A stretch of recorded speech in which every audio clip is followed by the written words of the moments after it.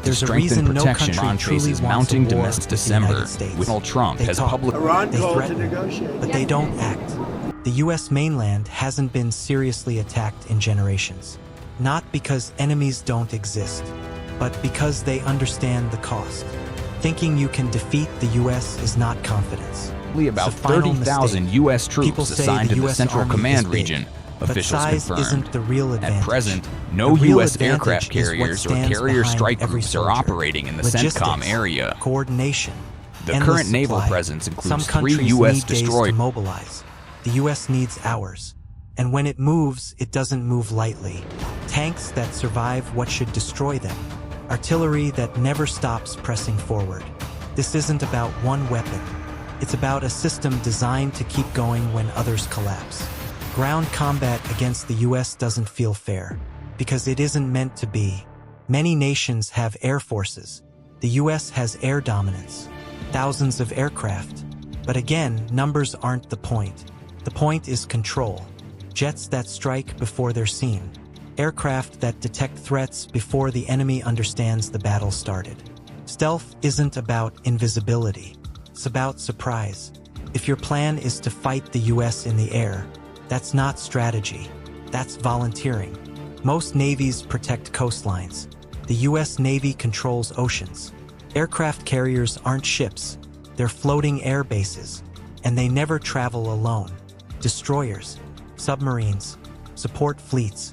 When a carrier group arrives, the message is simple. You are no longer alone. But the real threat isn't what you see. It's what you don't. Submarines you can't track. Weapons you can't stop. Power you can't negotiate with. Geography feels safe until distance stops mattering. Intercontinental missiles don't care about borders. They don't need soldiers. They don't need permission. They're built for one thing: reach, spread out, protected, always ready. And they don't need to be nuclear to be devastating. Precision, satellites, targets, erased from thousands of miles away. Nobody wins a nuclear war. There are no victors, only survivors who wish they weren't. That's why escalation is feared, and why direct war is avoided. Because once it goes too far, no one controls what comes next. Some nations hide underground. Mountains, bunkers, tunnels. They believe depth means safety, until weapons are built specifically to reach them. There are bombs designed for what's buried, for what's reinforced, for what thought it was untouchable. Then came drones. They don't get tired. They don't blink. They don't sleep. They watch for hours. They strike in seconds. And they change the rules. Power without pilots. Pressure without pause. But even machines aren't the most dangerous weapon. The most dangerous weapon is people trained for chaos. Special forces aren't built for comfort. They're built for confusion, to decide when it's loud, to move when it's unclear, to stay calm when it's deadly. That's not technology. That's psychology. Some militaries look strong on paper, but paper doesn't bleed.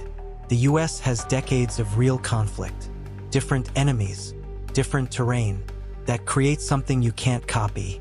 Experience, institutional memory, lessons learned the hard way, and millions of veterans who know what war looks like when plans fail. But the most frightening part of U.S. power is invisible. Every year, billions go into research, into testing, into what comes next. What you see is only a fraction. The rest stays hidden. Because in war, surprise is a weapon. And no one wants to discover what they didn't know existed. So can someone fight the United States? They can try. But they won't be fighting a single army. They'll be fighting a system. A machine that moves fast, hits hard, and adapts. Because with the US, the fight doesn't start when you shoot. It starts when America decides, your turn is over.